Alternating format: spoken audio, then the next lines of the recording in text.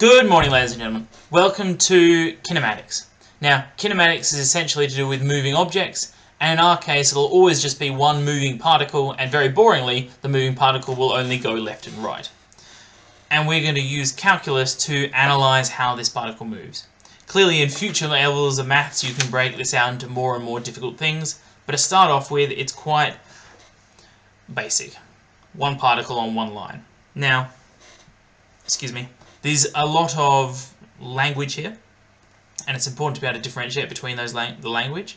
So we won't be doing a lot of maths in the video, it's mainly going over the concept, and I will show you one example briefly at the end. First of all, the concept of displacement. It's basically distance with direction. And we typically model displacement using st. So it's a function of time, and s, for some reason in physics, is always signifies displacement. By convention, if our particle starts at the origin and moves to the right, that's positive. If it moves to the left, that's negative. So for a positive displacement, we end up on the right of the origin. For a negative displacement, we end up on the left of the origin. Now what we've got here is a displacement time graph. As time changes, so does displacement.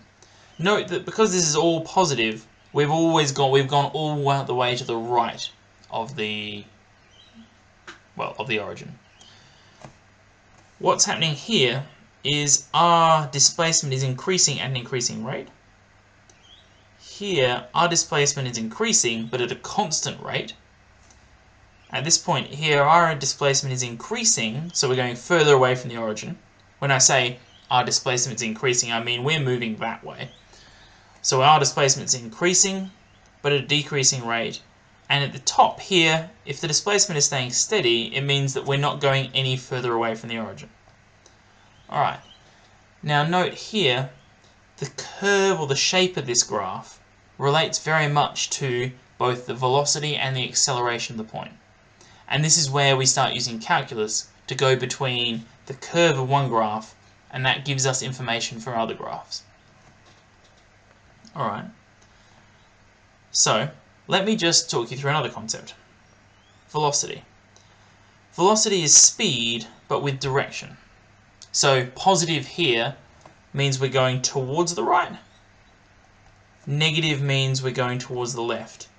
Note, if you had a number line, or if you had the line with the origin here, and the particle is here, but going this way, that's a terrible arrow. Particles there going this way, its displacement is negative, so s would be negative, but the velocity would be positive because we're heading towards the right. Alright, now velocity is very much related to speed, and speed we think of as distance over time. Velocity is given as displacement over time, or more specifically, change in displacement over change in time.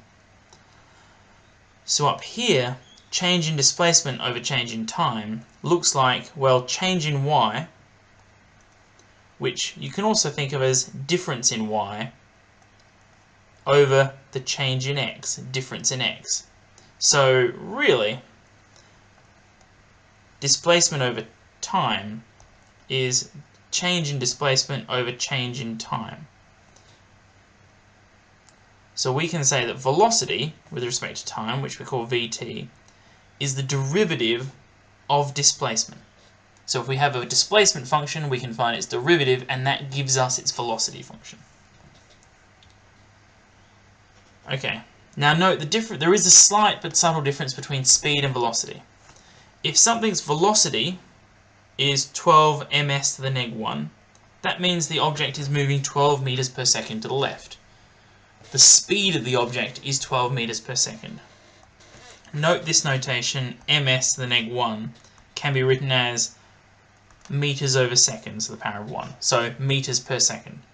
Or in the terms of acceleration, ms -2 is meters per second squared. And you're likely to see both notations, as a fraction and as a negative indice. They mean the same thing. And they can also be written as kilometers per hour with a negative indice. Alright, acceleration is the next step in the chain. Acceleration is the rate of change of velocity with respect to time. So it's measuring change in velocity, dv over dt. So how the velocity changes in respect to time is what we call acceleration. Basically, if your velocity is 10 meters per second and not changing, then you're moving, but you're not accelerating or decelerating, so therefore you have a constant acceleration of 0.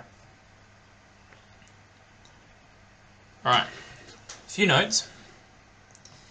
If both the velocity and the acceleration and the signs are the same, then your speed is increasing. So either both positive or both negative, you're increasing. If the signs are opposite, then the speed is decreasing. Right. Note, when Vt changes sign, there is a change in direction. So a change in sign of velocity means we've started going one way, positive velocity, and then the object turns around and goes the other when we have a negative velocity. So you can figure out where the object turns and heads back towards the origin by looking at sign changes in Vt. Alright, now understanding the relationships between the graphs is incredibly important here. This here is a displacement versus time. And note that the object is getting further and further away from the origin, but at a decreasing rate. And eventually it will stop getting any further away and just stay at the same distance. And that can be related here. You see at the start how there's a very high slope? That high slope is a high velocity. That's the start here, a high velocity. By the time the end comes around, we have almost 0 slope, so almost 0 velocity. What we're saying is at the start there's a high acceleration, high velocity, so high velocity here.